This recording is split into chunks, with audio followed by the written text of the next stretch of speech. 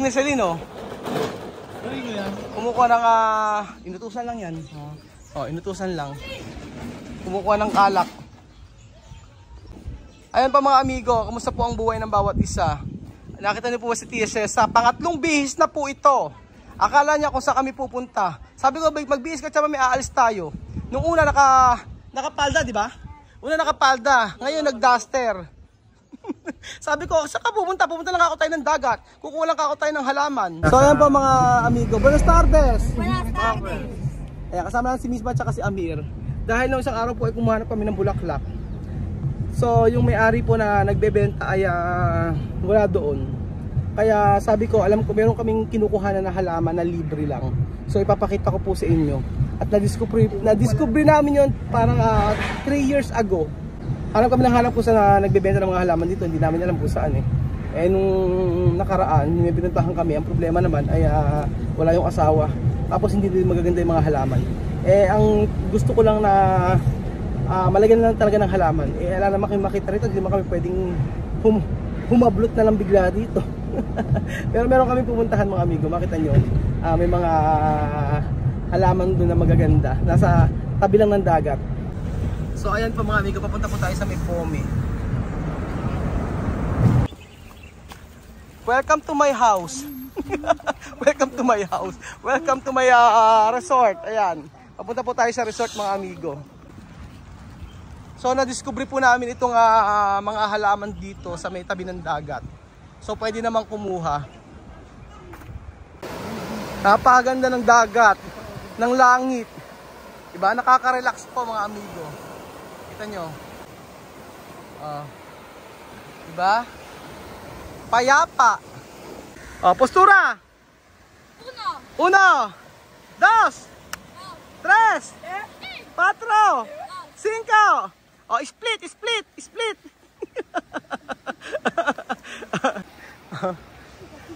Asi.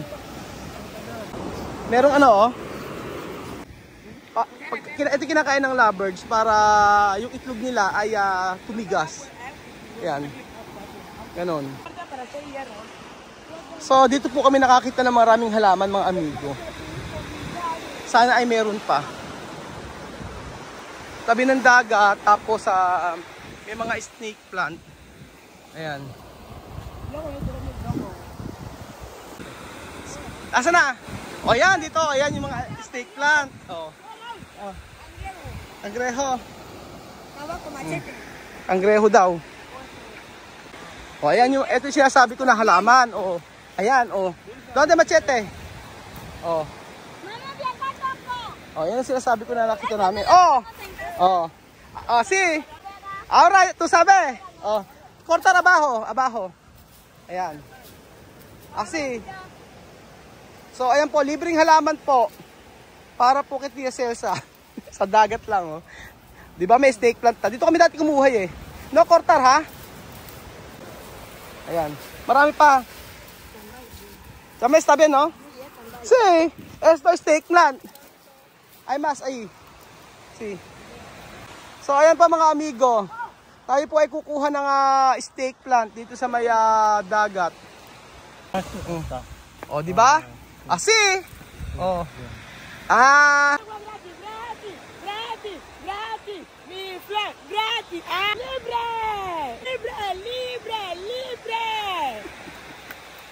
Asi. So marami pa dito mga snake plant mga amigo. Ayan di ba? Kaysa bibili kami. Si todo.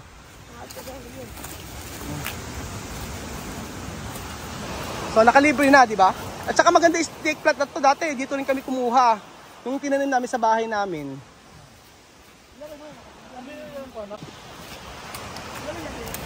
Ayun, galing ni Amir. Tingnan nakuha ni Amir. Dami. Dami, bonito, no? Bonito. Ay, mira, está bonito. Ay, está bonito, está alegre, contenta. Ella.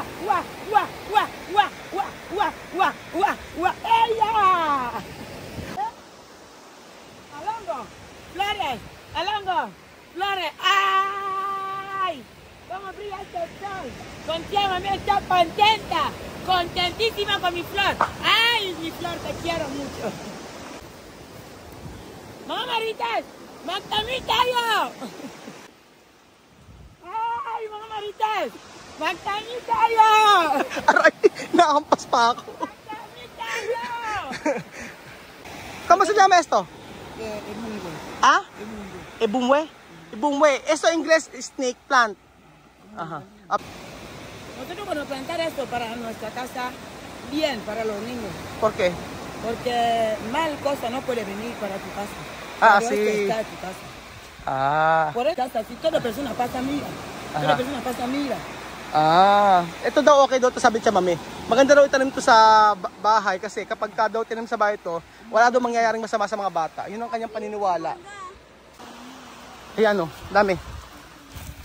Ganda oh. Aha. Medyo di ba ang snake plant sa atin, kapag ka nagtanim ka, hindi ka papasukin ng ano, ng ahas. Yun ang alam ko, tsaka mosquito. Sa bahay, sa loob ng bahay, mainam itanim to eh. Yun ang alam ko. I-correct niyo po ako kung mali ako. Basta ang snake plant po ay maganda sa loob ng bahay dahil nagpapalinis daw ito ng hangin. O sumisipsip ng toxin. Yun ang pagkakaalam ko po. Di ba? Sumisipsip sila ng toxin. Yung halaman na yan, yung snake plant.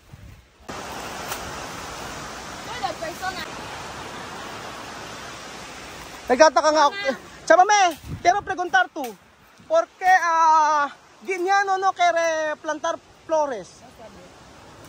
¿No sabe?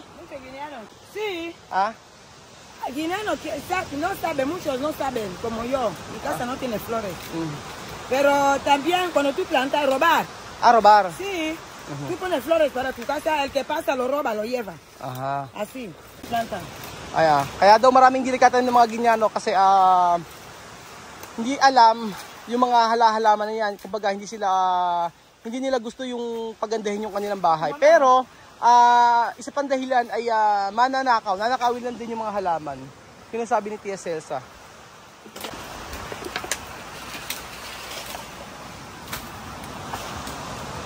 Eto, ang laki ng nakuha ni Amir. Oh. Buhay na agad to, may bugat eh. Ayan.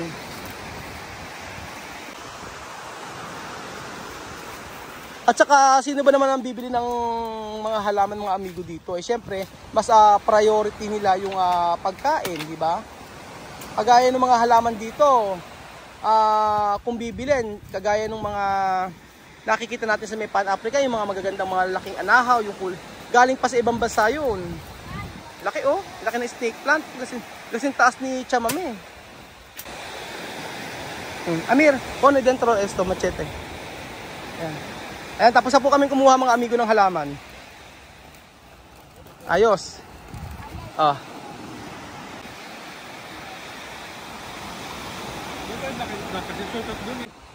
Esa está bien Chamame, no? Mendrugo.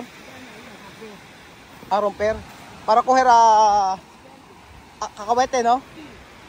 Kinukuha ni Chamame yung talisay. Kukunin daw niya yung mga nuts.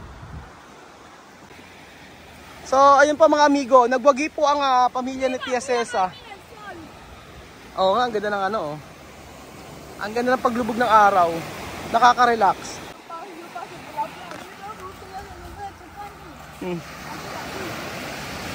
Ayan, sige, magbasa kayo. Alam nyo, pag Sunday, nung hindi pa ako nagbablog, lagi kaming kadalasan nandito kami. Ako, si Jose, at si Belgium. Naliligo lang kami dito. Pagka Sunday, that time na hindi pa ako nagbablog. Tapos nakaano lang kami. Wala masyadong tao. Kasi libre naman ang pagpunta sa mga ganito eh. So, sarap maligo. Walang masyadong tao. Marami pa pala dito oh. Tingnan nyo. Ang dami pa oh. Diba? Mucho. Oh. Ito kinukuha ni Chamame oh. Kukunin esa mendrugo no? Para coger kakawete no? Yung nuts nito. Oh. Sa Mira, mucho.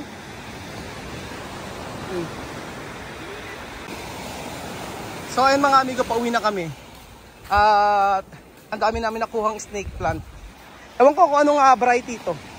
Pero ang ganda niya, tsaka ang lalaki. So babagay yan sa may halaman nila, sa may ano niya siya mami, sa may tindahan. Kung pwede nga lang kunin to, maganda rin pan-design to sa halaman.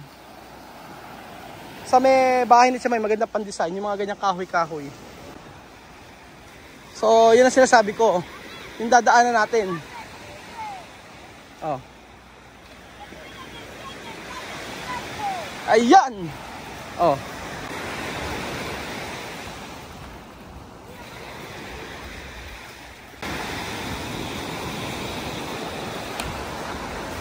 So ito na yung factory ng ano, yan. Factory ng alak, ng beer.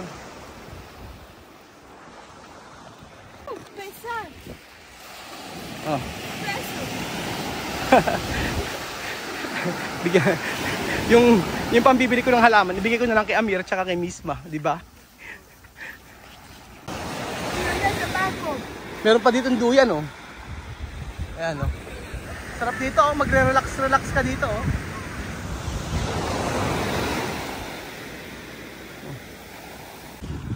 Pag Sunday, yan.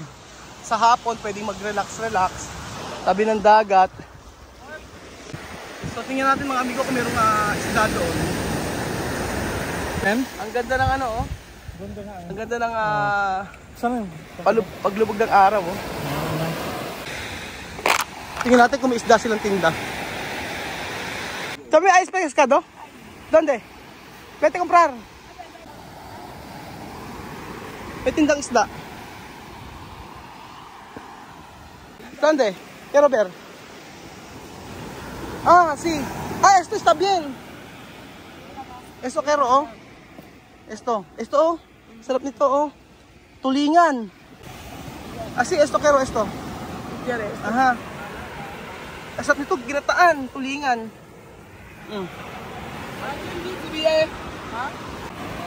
Sí. Quiero esto. ¿Cuánto? Eso todo. Así. Yeah. Quiero esto. Sarap nito, oh. Fresco siya, mami. Si. Aha. Ayan, bibili namin yan. Fresco. Sarap nito, oh. Gagataan. Tulingan yan, di ba? Yan.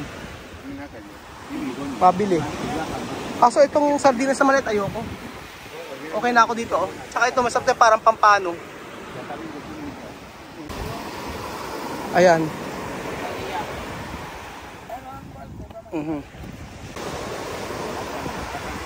Todo kwanto? Nilalakayan ako na matanong siya, mami. Sabi ko magkano lahat? Masarap to sa pambota, oh. Sa mga esto, sabi yan para pambota.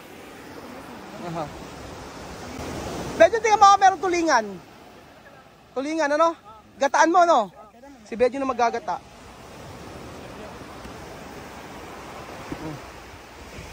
Ala? Oo, masarap i-steam. Parang pampano, no? Ayan, no? I-steam lang. Pero ako, gusto ko to. Gusto ko tong tulingan. Ayan, ang binili ko. Tulingan. Walang plastic, mga amigo. Ganyan lang siya. Itatali.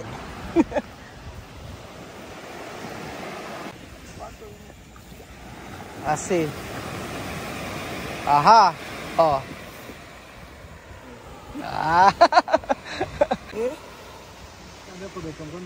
Kain tayo. Mga marite, isdang fresco. Sariwa. Mas? Sariwa. Mas? Tawanan. Laki, oh.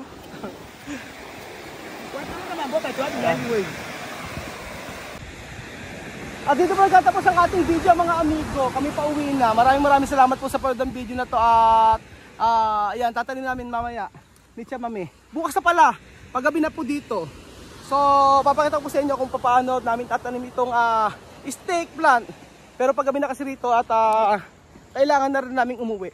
Maraming salamat po mga amigo sa walang sawa niyo pong panonood sa ating video araw-araw. Nakakatuwa, di ba? Ang simple ng buhay dito. Medyo na, no? Yes. Sobrang simple ng buhay. Simple. Simple ang buhay dito sa Equatorial Guinea. Ganyan-ganyan lang. Yun din na napansin ko mga amigo sa Pilipinas kumpara dito. Sa Pilipinas mga nagmamadali, nag-aapura ang buhay, kailangan magtrabaho. Pero dito sobra yung ibang iba. Mamimiss ko ang Equatorial Guinea pag uwi ng Pilipinas. Pagbalik pag umuwi kami ng Chamame. Yung mga ganitong eksena, yung pupunta ng dagat at kukuha lang ng halaman. Mga ganun po, oh. Grabe si Misma, oh. Misma Africana! Papalam na ako, tutulungan ko si Misma. Hirap na siya, oh. Salamat po mga amigo. Share niyo po ang ating video. Salamat po at share niyo po ang ating video mga amigo. God bless. Adios! Adios!